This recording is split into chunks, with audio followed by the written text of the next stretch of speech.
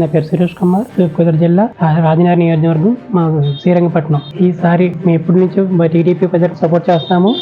కానీ ఈసారి మా ఓటు వచ్చి వైఎస్ఆర్ జగన్మోహన్ రెడ్డి గారికి వేద్దాం అనుకున్నాం. ఎందుకంటే ఆయన హెల్త్ పట్ల అన్నట్లో కూడా బాగా సపోర్ట్ చేస్తున్నారు.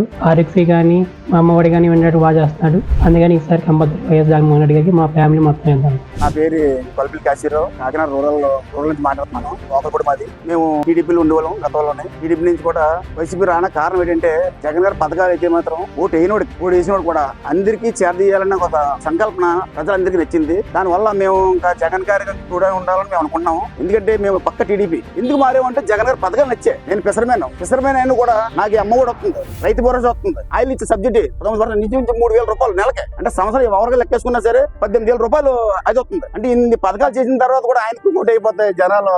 అది మాకు ధర్మం ఉండదని నేను అనుకున్నాం.